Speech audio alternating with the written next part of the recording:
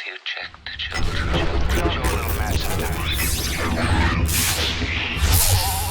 Hi, I'm Chucky. Wanna play?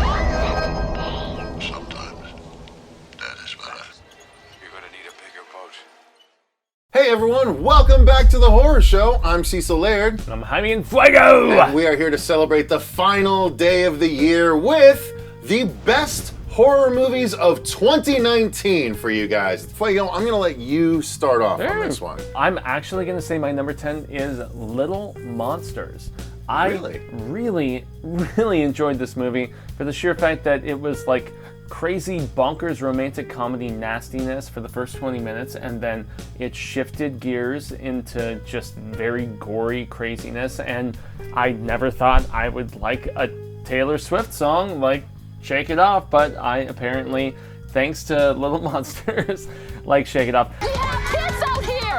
Oh my god, I don't give a shit. I mean, as far as like zombie comedies go, I was really tempted to put, Double Tap in this, little notch. Here we go! I didn't. So my number 10 is going to be The Headhunter. This was my number 10 then. This is still my number 10. I just moved another movie below it because this one deserves the recognition. It is only about an hour and 15 minutes, maybe even an hour and 13 minutes. Yeah, it's so short. It's very short, but it is to the point. It does what it sets out to do. It is a movie about a Viking-like guy that is, on his own in the snow that fights monsters on a regular basis and puts their heads in his hut as trophies. And there's one particular monster that he's been waiting to face. This monster shows up, and it's what happens after facing that monster. And again, being a creature movie fan, well, not again, I think this is the first time I've mentioned it this episode, but I am a huge creature movie fan. And so there's a lot of creature movies on this list for me. This being the first one that you guys are going to hear about. A fantastic, short horror movie that is not like your normal horror movie. It's mostly wordless, and I love just straight acting pieces when it comes to horror movies like this. So The Headhunter definitely belonged on my list this year. Yeah, it almost made my list. I mean, the payoff is significant and awesome. So for my number 9, we are talking about Crawl. It has some conveniences. It has a father story like kind of situation that's just kind of okay. But the gore and the grossness really overweighs all of the, okay, she's going up to this area of the home, she's going down to this area of the home. I mean, so much that just doesn't necessarily make sense. So, I don't know. Seeing gators chewing on people, man, I'm just like all about that. And Crawl delivered immensely in that regard. And it's up there with Piranha and his other films of just gross creatureness that I found very just fun. So, yeah. And Crawl is also on my list. It's close enough to this spot where I'll slot it into Please my do. number 9 as well. Yeah. I enjoyed it. I think it's fun. It's a simple story, and it combines two things that I love: things that are going to eat you and water, and the hurricane aspect of it all, the gator aspect of it all, the fact that it's not just one, the fact that there is a familial sort of connection that is the roots of the tension of the story. I enjoyed this movie. I thought it was great. It was a lot of fun, and Alexandre Aja just really knocked it out of the park, as he tends to do when he has creature movies that he's in control of. So I think Crawl definitely deserves a spot on the list. I had it maybe 1 or 2 slots higher, but I'm happy to slot it in here at number 9. Because it's same general idea. It's still in the top 10. So yeah. Next up from me, we have Lords of Chaos, and this is one that I was initially not necessarily sure if I wanted to toss onto the list, but I mean, as a metal fan, as a guy who has played this stuff for countless years at this particular point, nothing of this black metal insanity regard or whatever, but I mean, Is it Rory Culkin who is our lead in Or this? is it Kieran? I'm not sure. Yeah. There's so many Culkins It's besides Culkin. McCulkin, at this particular point. But I mean, this is based on true shizzle. Klusky peeps. McCulkin? This is based on real stuff, though, which is what makes it especially horrifying. The fact that these Norwegian kids who were trying to outdo the Swedish metal kids, and with, they're like, okay, we're gonna play the same style of music, but we're gonna do it more of a satanic aspect. We're gonna paint our faces. We're gonna kill each other. We're gonna burn churches. All this madness. This really happened, and the script writing takes some liberties, I guess you can say, but nonetheless, it is very well acted, and this could have come off as a hammy interpretation, and it's compelling, actually, and lots of mainstream critics actually loved it, and with good regard, because of the fact that, the entire black metal movement in this area, of like the Norse, mythology and everything, and just, I don't know, it's a messed up movie, and I know you enjoyed it as well, even if it didn't make your list, right? I did, yes. It did not make my list, but it is right up there. It just narrowly avoided it, and Lords of Chaos was, I didn't know the story, so I was excited to hear the story, and honestly, it also had perhaps one of, if not the most uncomfortable scenes for me, uncomfortable death scenes, where it was so brutal that I was physically made uncomfortable watching it, and that does not happen that much to me anymore. But that is not on my list. The next one on my list that I'm going to go to is the Furies. Now, this is one that I actually just watched within the past week. I had a bunch of movies on my list that I needed to watch for this very episode. And the Furies is one that we watched 2 trailers in the same time, the same day, that were very similar. One was the Furies, where it was people chasing after women, and then there was another one that was the movie that got canceled or suspended. Oh, yes. The same trailer reaction we did at the same time, and actually that one we thought looked better than the Furies. Now, We did. I'm going to reach back and retract my words. Whatever I said that might have been negative about this movie, I'm going to pull back, because this movie was really cool. It was probably the goriest movie of the whole year. Ugh. And I don't mind that. I love that. Gore is my big thing. I love gore. There's one axe kill with a woman's face. It's that even was worse listed than on Bloody Disgusting. you know. Like I don't particularly I thought he was want just gonna slice off her face. It's even more than that. Yeah. It's really, really cool. The gore is great, but here's the thing about it. This movie does a twist on familiar formulas. So there's basically a group of girls that have been kidnapped and thrown into the woods to be chased by a group of masked men killers. Now, what you don't realize, so it's kind of like Hunger Games, you band together and try and survive. What you don't realize is that each masked killer is assigned one of the girls to protect. So if their girl dies, their head explodes. So the whole thing is the girls are trying to survive, and they discover this and they try and use it to their advantage. But think about that. They know that if their girl dies, if a girl dies, that girl's protector dies, and all of their protectors are trying to kill them. So now they try and kill each other, because if I kill you, your protector is going to head explode. So now I have one less person trying to kill me. Yeah, there's an investment aspect. It's so cool, and it plays with that formula. It's I did so not watch much this fun. one, everybody. You haven't seen it yet, but it's so much fun. And there were 4 of us that watched it prior to this. Marsha, myself, Susie, and Robert. And Susie, myself, and Robert, we all loved the movie. Marsha, not so much. I'm waiting for Fuego to watch it, and then we're going to do a big 6-person review of the movie. But next up from me, It Chapter 2. It's a movie that could have been better, but it's still the culmination of a fantastic aspect of storytelling. I'm more so just curious about what Muschietti is going to do when he puts both together and makes this master cut. But adults are great in this, but not necessarily the adults you were expecting to be great. I personally enjoyed Bill Hader and the actor who was from Sinister. I want to say he played the older version of Sinister 1 and 2. Yep. Yeah. I know he got like the He was the crime role cop, the in the second investigator. one. Yeah. And I mean, their chemistry was the best aspect in this particular film. I thought Chastain was going to bring it. She's okay, you know. I thought She cries most of the time. She does. And McAvoy, he was one of my favorite actors. He was my dream choice to play the grown-up Bill. He kind of underwhelmed me, man. He didn't really. The Old Spice guy did a better job than McAvoy. He did. So, you know, I was really more so impressed than anything in the fact that we got to see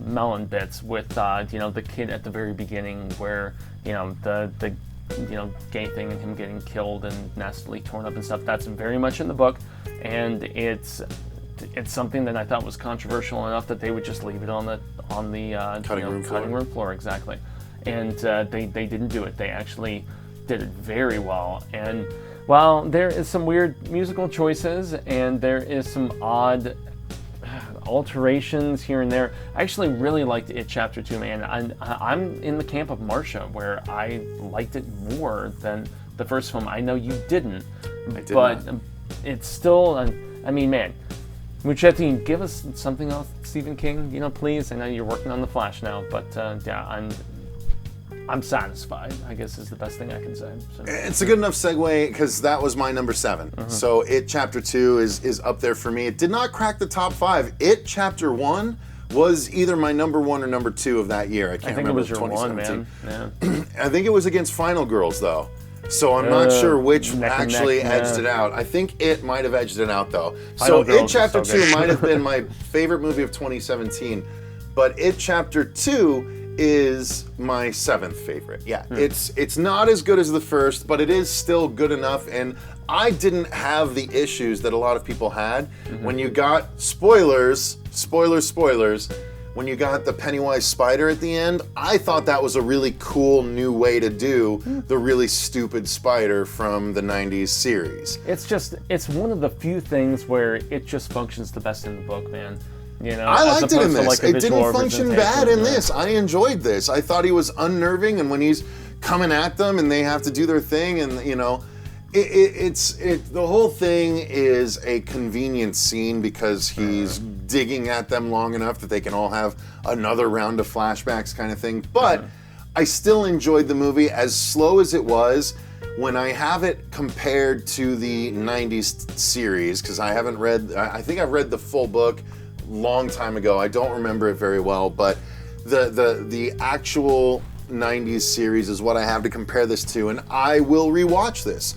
I really enjoyed this 2-parter. If they ever do come out with a big extended cut, I'm gonna hold my breath like we were supposed to get the massive Kill Bill cut. Yeah. Okay, you know what I'm saying? It hasn't happened yet. If it happens, I will be all about it and I will watch the hell out of it. But as is, this only deserves a number 7, this particular part. So you're number 6. So my number 6 is going to be Them That Follow. And this is a film that you did not see. I checked it out at the Phoenix Film Festival. This is the Snake one, right?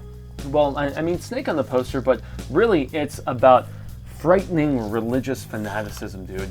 Okay. Seriously. It's in Appalachia, we've got this very small community. If you've ever seen any of those films, footage where, there's these pastors that are like, I have this venomous snake, and unless I'm right with God, this venomous snake will bite me and kill me, and blah, blah, blah. That's like the whole angle of this film. And so this guy does that constantly, and lo and behold, his daughter has slept with and had, she's conceiving a child with this other kid in the community, and, the father learns about it, and there is a scene where they bring in, the father-to-be, and the snake doesn't bite, and it's some of the grossest practical I have seen.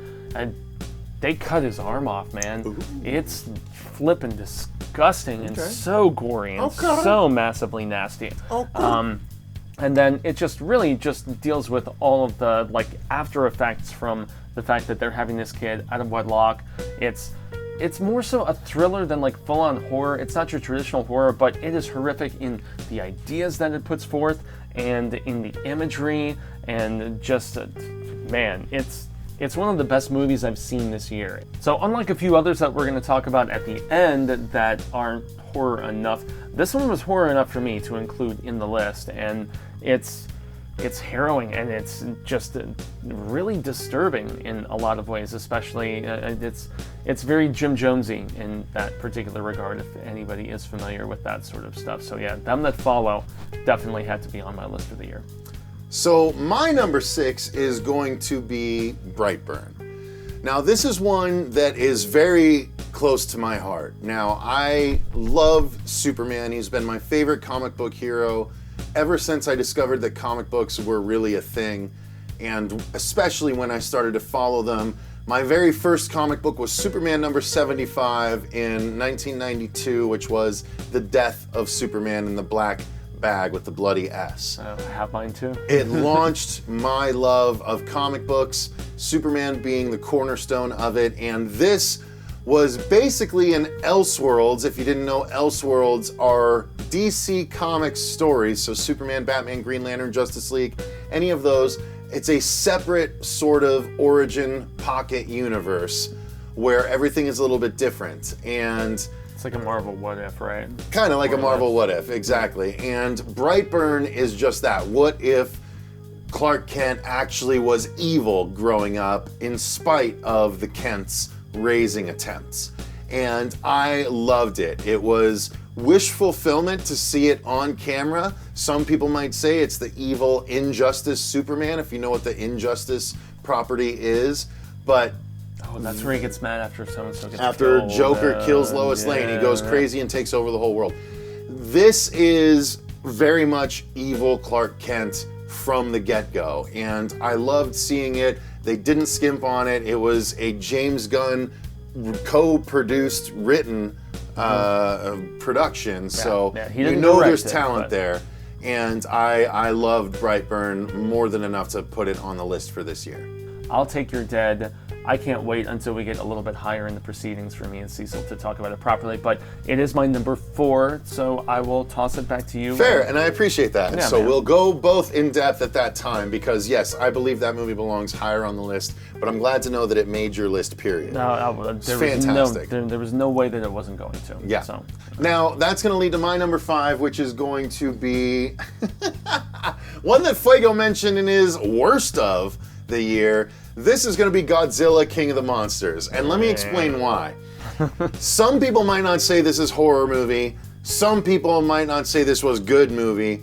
I loved it. It's exactly what I wanted it to be. And the fact that it was such a successful giant monster movie is what A, qualifies it as a horror movie for me, and B, qualifies it as scary enough to be on the list, because it's totally deserving of the list. I have had so many nightmares where Godzilla has been after me, and no matter where I ran in the city, he would turn the corner first.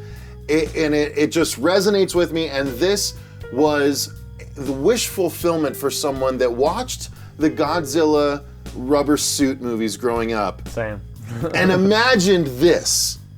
I watched those as a kid, and my imagination was feeding me what we got in King of the Monsters. Okay. And finally, this was Doherty, the same guy that did Trick or Treat, the same guy that did Krampus, did Godzilla, King of the Monsters. And yes, the human story was weaker than the monster story, but the human story was better than the human story in the 2014 Godzilla by Gareth Edwards. And so, it was, shut your face. And so I was just really excited about this because they did the creatures better, and that's all I cared about, and I loved it, and it was wish fulfillment, and I literally was smiling ear to ear. And horror, yes, especially when the creature, the giant creature, is staring into the building that Millie Bobby Brown is in because the thing is going off. That's a good scene. And it's so huge. Its head is like 6 stories big itself, and it's looking through the window. It's like a giant version of the Jurassic Park T-Rex scene, you know, the T-Rex eye and the window. It was a souped up version of that, and I was like gripping the handlebar, the armrests of the theater when I watched this movie. So I acknowledge it's not fully horror. I acknowledge it's not the best movie in the world, but for me, it was one of the best horror experiences of the year. But yeah, if I'm going to jump into my number 4, it is one that I don't think you got the chance to see. Okay. It's another smaller art house horror film called Piercing. This is a film about a strange man who is a very well-to-do living in New York, husband, child, all this other stuff, but he has apparently envisioned killing a prostitute. It's like his, Who has? It's like his, it's like his fantasy, and he goes on this business trip, and Mia is the woman who he just consults, and this girl turns the tables on him, and it's gross at times. It is amazingly acted.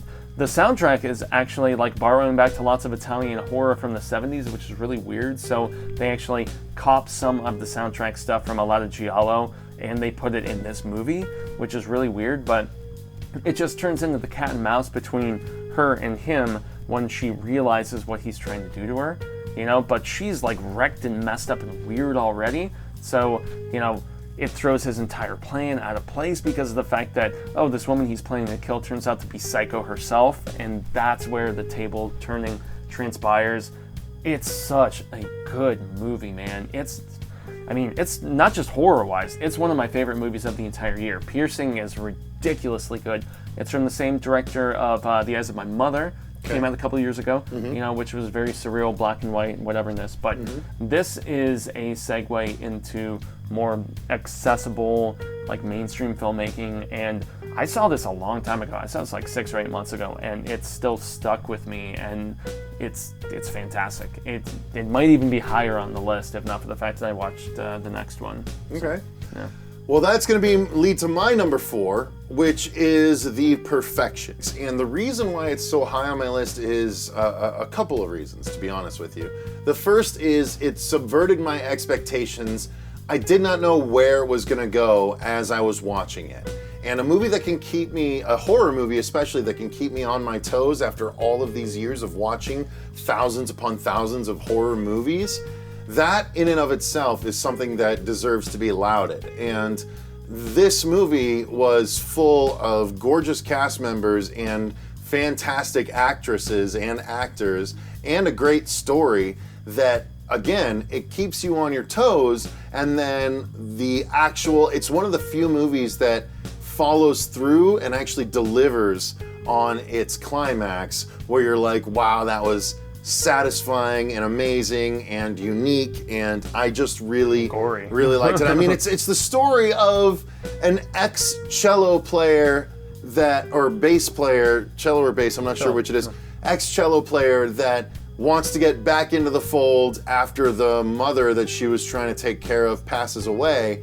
She wants to get back in the fold, and turns out that her position has been filled by another really attractive cello player, and it becomes kind of a contest. And the way it goes is almost M. Night Shyamalan-like in its twists and turns, and I loved it, and I was kept off balance, and horror movies never do that to me anymore. So this movie deserved a spot in not only my top 10, but definitely my top 5, with The Perfection at number 4. Cool. Yeah, this is a movie that would have been an honorable for me, and I guess, if we're going to talk about it now, it's very much a story about abuse, child abuse, unfortunately, and not even so much of the sexual variety, but more so of just the creative variety and just the nasty, just imperative, just beating your creative, prodigies over the head, trying to get the desired results out of them. And there is that fine line, when you're trying to inspire, and yet when you are definitely damaging. And it's something that this film does really tremendously. And it's like, 20-something minutes in, we get one twist, and then 20-something more minutes in, we get another twist. And it's a great film. It's one that Catherine wasn't particularly fond of, I think because of some of the girl themes in this, but nonetheless, it's very good, dude, and definitely needs to be talked about. That leads us to your number 3. I know, finally. and my number 3 is a Shudder exclusive currently, and it's called Tigers Are Not Afraid. The movie made me cry, man. I can see why. It really did, and my eyes were a fighting at the end of it, and just this morning, as we record this, I finished it. Yeah, it's essentially not like super horror, like front. Definitely like horror enough to count. Horror enough to count. It's Definitely not, horror enough to count. Yeah, it's not horror front loaded. Essentially, you have this girl whose mother is killed by drug cartel people, and then she bands up in with, Mexico. Yeah, in Mexico, and she bands up with a bunch of other kids who have also been orphaned, and yet she is seeing like victims of all of the atrocities. She gets delivered in these weird like waking dreams. Yeah, she gets delivered a gift in 3 wishes, and you're almost wondering whether the are wishes they real or or not? Yeah, are they real or not? That's the question that the movie asks, as her and the other street urchins, as the best way to describe them, quite frankly, go through and try and avoid being enveloped by this horrifying gang that is running the Mexico streets that are child peddlers. Yeah. And it is an amazingly deep story. Yeah. So sorry, I'll give my thoughts when you're done. No, man, I'm glad you're chiming in. There's a lot of visceral imagery, and yet anytime we can get performances from kids that are just heartbreakingly just on point and really compelling and just heart-wrenching. These are young kids in this movie. This is not like Stranger Things, man. This is young kids. And Morito killed me. I mean, just they're initially like just kind of standoffish about this girl who they kind of take in haphazardly. But I mean, everything with her, everything with the cartel, it's basically more so a drama than a full-on horror film, but it does implement enough scary stuff that is real. I mean, they give statistics at the beginning of this movie about the amount of deaths, about the amount of missing stuff, since 2016, people from Mexico in the midst of all of this stuff. And here in Arizona, especially since we had those dual citizens that were killed in that horrifying regard, like mothers and children, man. I mean, that just made this movie hit so much harder, obviously. And it's I don't know. It warrants viewership, I would say. So yeah, it's really good. And I will just piggyback briefly and say that it definitely warrants viewership. It is a great movie. It didn't make it onto my top 10, but I could see how it made it onto a lot of people's. Some people are likening it to Pan's Labyrinth. Thank you. Not quite. Not quite as impactful. Not quite as fantasy. It's a smaller version of that, but it is effective. I would say an even more horror version than Pan's Labyrinth is. Yeah. And I really, really liked it. I thought it was great. And at the end, I definitely had more moisture in my eyes than I had when I started, but nothing ever came out. I didn't fully cry, and I'll be the first person to admit movies that make me cry, but this wasn't one of them, but it was still worthy enough to I'm glad that I gave my viewership. Yeah. And considering that, guys, it is a foreign film, it is subtitled, but it's only 83 minutes. Yeah, so it's less than an hour and a half. It's a small time investment for a huge emotional impact. So I highly recommend it too. Tigers Are Not Afraid. Good choice, Fuego. Really, really good, man. So that's going to lead to my number 3.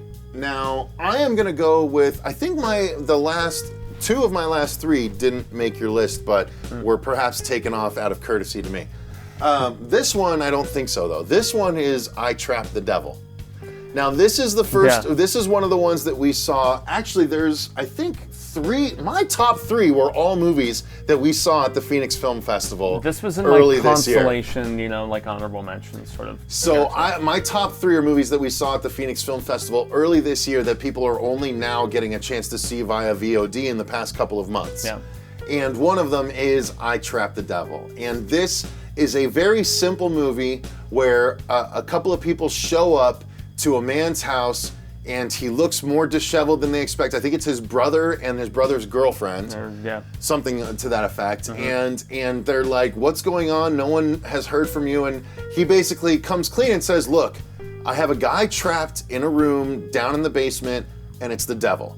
And you guys need to help me keep him here, you know, because things are gonna go crazy. And they're like, whoa, you're insane, but we're gonna hear you out. And it's the development of that story. Is he or is he not crazy? What happens? What do people hear through the door? Because it's not the same thing that different people hear through the door. And it's ultimately the resolution that pushed this thing over the top in a Final Girls-like fashion to me, where the end was like so supremely satisfying that I was like, thank God they ended it that way, because that to me made this time worthwhile, made it a movie that I want to share. As soon as it's available on Blu-ray, I'm going to get it and start spreading it around to my friends, because I Trap the Devil is one that you need to see if you have not seen it yet. So that leads to your number dose. Yeah, and my number dose was on your list last year. But it got... Happy to talk about it again. It got an official release this year in the United States. You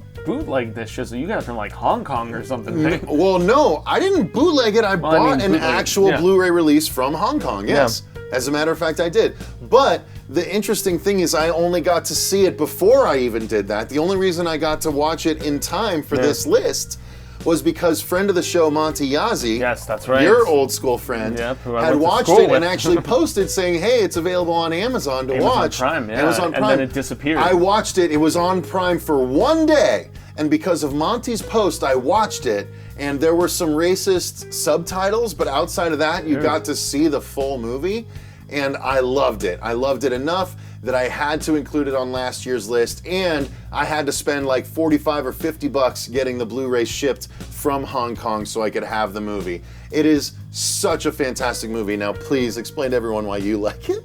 And tell everyone the title, obviously, too. Oh. One Cut of the Dead.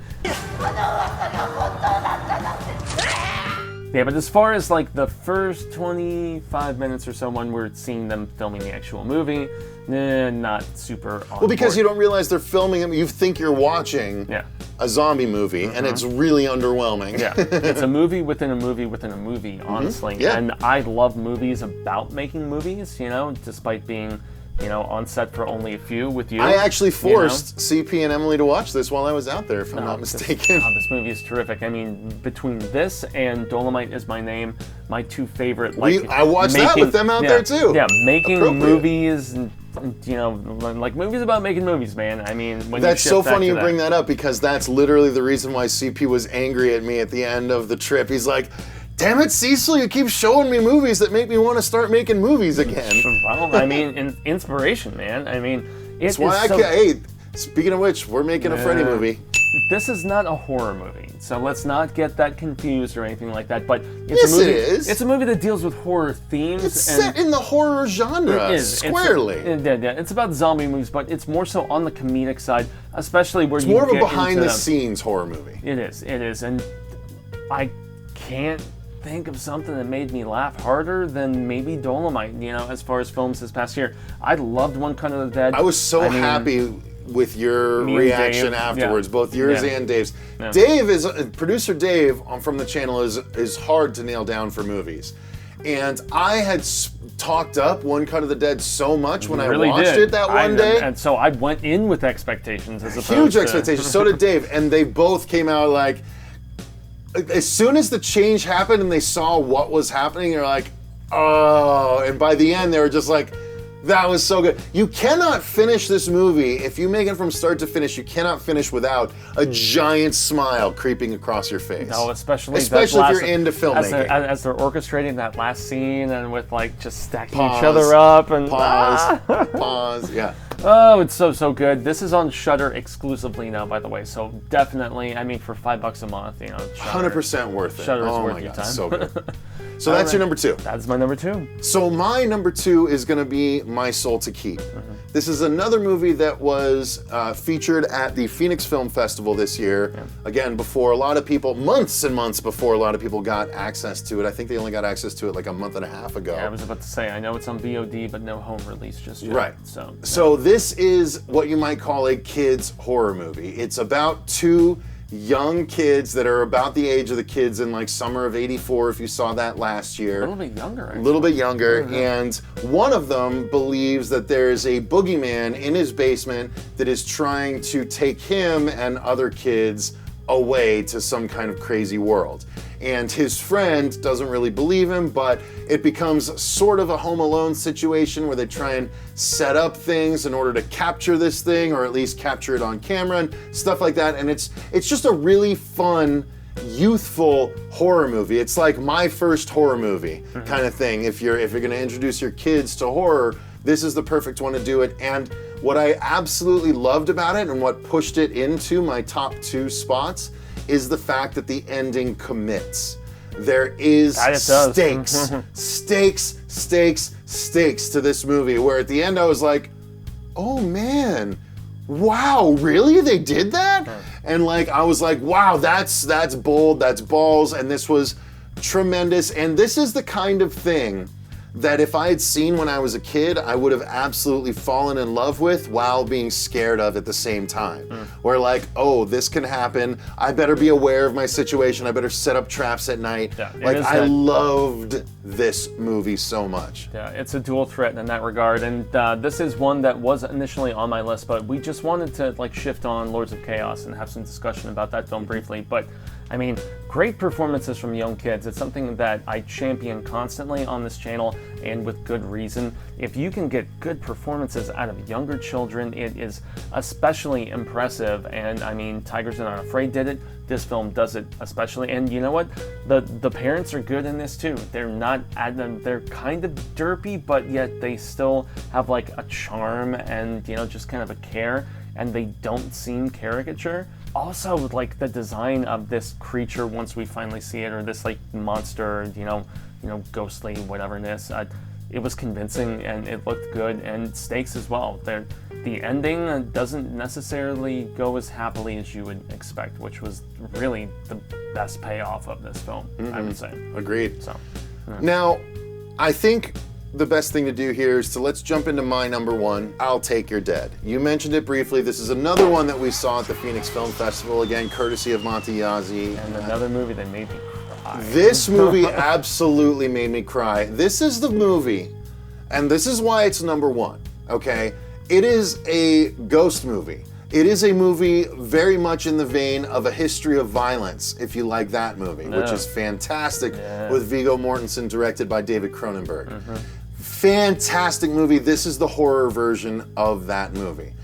This is about a man that disposes of bodies, that gets drawn into a situation, and his daughter, who is coming of age and can tell the difference between truth and lies, but also has a unique gift in that she sees things that others might not necessarily see at points. And this movie is just fantastic. Amen. It plays out. You're engaged the whole time. It's what I don't know how exactly to classify it, but it's of a low vibrational frequency. It's not like in your face and this is happening and oh look, flashy. No. It's not that kind of thing, right? Like a lot of those movies are. This movie takes its time. It establishes its characters. It establishes its presence.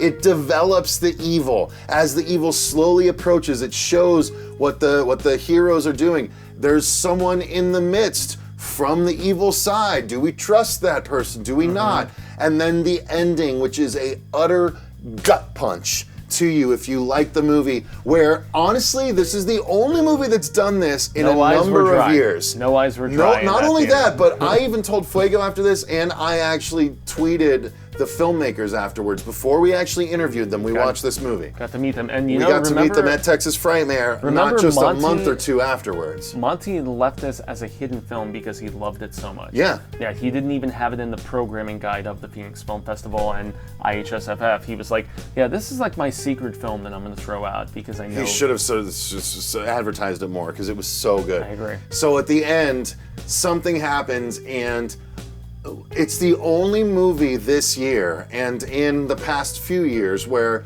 when the credits started rolling, I had to just stay still because I was like controlling my breathing because I was just like tears were coming, and I was just like, I'm floored by this. I'm emotionally invested. If I get up, I will crumble like a sack of leaves.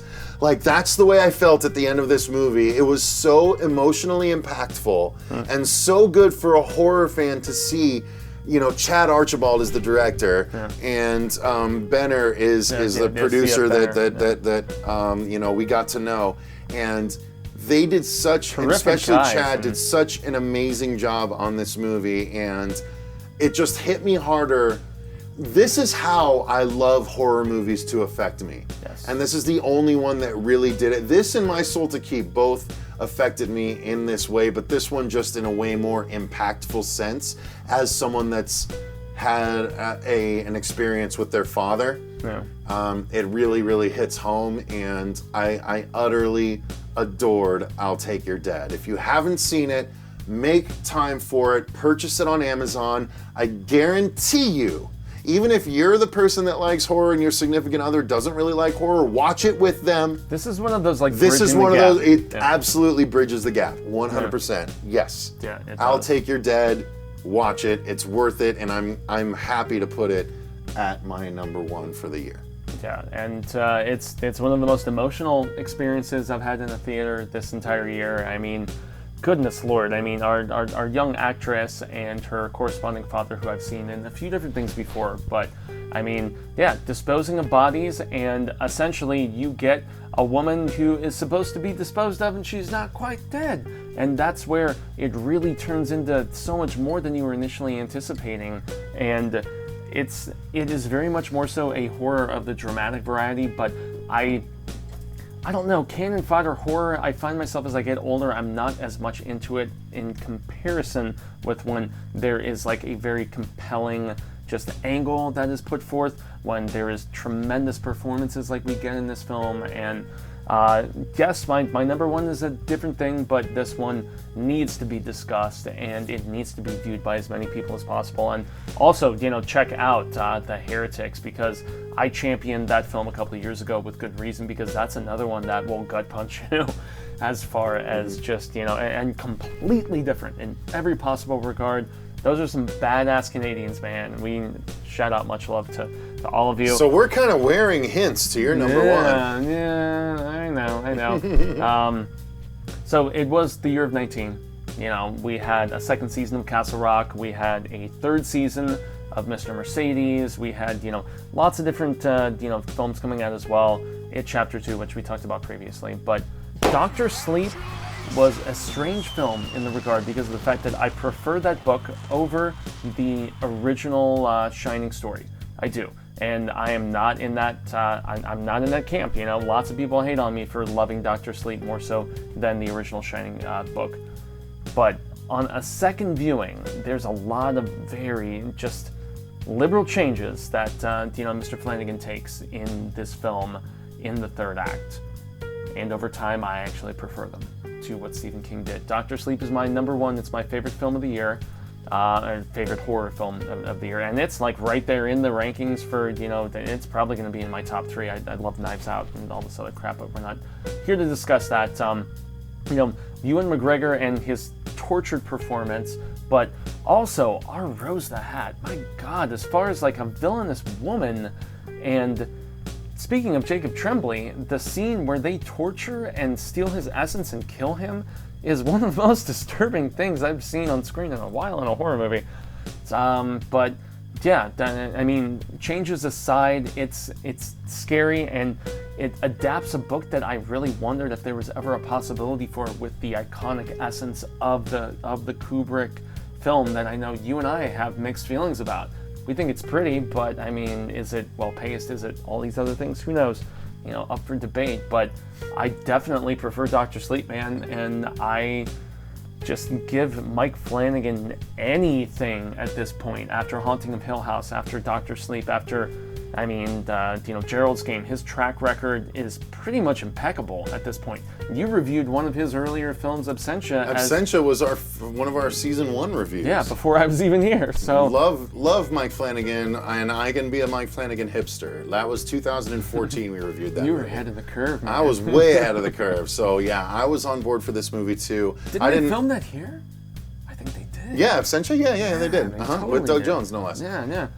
So I'm a big Mike Flanagan fan, and watching this was great because this was way more interesting than The Shining to me. The Shining was really slow and boring, while I do recognize the masterful filmmaking involved in The Shining. It just wasn't that interesting to me.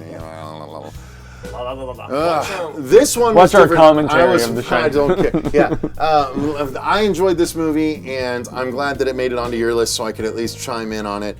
Not my favorite of the year, not even cracking my top 10 or top 13, as it were. But it's because I love the book so much, and just seeing this it's representation. a good movie. It was fun. It was a good experience. I'm glad I got to watch it for free. Yeah, there you go. So that's going to do it. Now let's talk about the alternates real quick before I go. Indeed. Okay, now Yeah, there's a couple just like last time, of regard. I'm going to do mine, you do yours. We'll go through them real quick. So my the three that I'm going to talk about are, one is Ready or Not. I put this one on my alternate list because it hardly feels horror to me until the end. When you find out that it was like a deal with the devil that went wrong, and the family lost, and so they exploded. Yeah. I loved that ending. The movie itself was pretty good, but the ending is what put it close to my list. Also, Itsy Bitsy is one I wanted to mention. So some people missed this, and some people that watched it didn't like it. This is a big spider movie that a lot of people were complaining about, saying it ended up being too much of a family drama with very little spider action. But in point of fact, there's a spider that hatches, and it grows throughout the movie and does interact throughout the movie as the family drama develops. So I very much liked Itsy Bitsy. I was happy with it. It turned out great, and it was it leaned on the practical horror effects when movies don't bother with that, especially in the spider variety anymore. No. So I was on board for that. It was a gross trailer. And then the other one I want to talk about was Sweetheart. This one ended up being really, really cool. This was about a young black woman that washes up on an island after a shipwreck, and it turns out that the island at night is stalked by a big creature that disappears during the day. And she has to avoid getting eaten by this creature, which, spoilers, ends up being a big shark creature that's amphibious. Wow. So for someone that likes shark movies as much as me, and especially White Shark by Peter Benchley, if you've ever read that, which is literally about a great white shark that is amphibious and can walk on land, this is the movie for you. It's done really well. The effects, even though it's a low budget movie, are done such that the stuff in the dark is really effective, where the thing is jumping in and out of the water. There's someone running along the shoreline, and the creature, rather than running on the shore next to it, is jumping into the water, swimming ahead and jumping out, jumping in the water, swimming ahead and jumping out. It's such an unnerving chase scene. I love the movie. I thought it came this close to making it to my top 10, but Sweetheart, available on Prime for rent, for purchase as we record this, but it was worth the $7 to watch the HD version of this movie, and I will be getting the Blu-ray when it becomes available because I enjoyed the hell out of it. Well, there you go. Another honorable mention of mine was Ted Hunter, which, we definitely talked about previously. I mean, terrific practical, awesome ending that pays stuff off despite being a short runtime, and I mean, very slow, ruminating is the word that I am searching for here, as far as just like loss of family and all kinds of other nastiness. But dude, I love Double Tap. I love Zombieland Double Tap. It's so much fun, and it's not as good as the first film, but I mean, silly, stupid Blondie is legitimately the best part of the film, and just like getting to re-engage with these characters and just, catch back up with them was a ton of fun, and I especially enjoyed that. And This is a tough one, man. I mean, honestly, I will probably say Escape Room. You know, since we talked about I Trapped the Devil earlier, I won't throw that on there. Escape Room was one of the biggest surprises of the year for me. I mean, January horror. I enjoyed it as well. Like, I don't know about that, but the casting, the setups, I mean, it was another one of those. The production design was great. It was very good, and it was one of those situations where you get these low-budget horror films that focus specifically on like just certain setups, and it's getting a sequel for a reason, you know. And it was just like very intriguing, beat after beat after beat, and a familiar concept, but yeah, one that we hadn't necessarily seen before. And yeah, I dug the hell out of Escape Room for a PG-13 horror movie. I mean, sorry, Black Christmas, but Escape Room was dope. It was really good. I enjoyed Escape Room too. It was floating around when I was thinking about my tops of the year. It was didn't quite make it compared to some of the other really cool stuff we got, but I'm glad you brought it up because it was a fun movie. It was the most fun, disappointing big budget horror movie this year. You know what I mean? Sure thing. So I think that's gonna do it, guys, for our top 10 and alternates of 2019 for horror movies. Let us know in the comments down below which ones did you like, which ones have you seen, which ones haven't you seen. Give us your rundown in those comments down below. Be as spoilery as you want since we spoiled them and stuff like that. I mean, don't spoil the movies, but spoil your choices, you know what I mean. You get it. But thank you guys very much for watching. Thank you to our patrons for contributing to the channel. The link to that is in the description box down below. If you want to become a patron and actually tell us movies to review going forward, amongst other things. If you enjoyed the video, click the like button and subscribe. Click that notification bell to make sure you don't miss our other episodes like this. So thank you guys very much for watching. Until next time, I've been Cecil Laird. Condolences to us in Midsommar. I've been Jaime and Fuego. And remember, stay scared.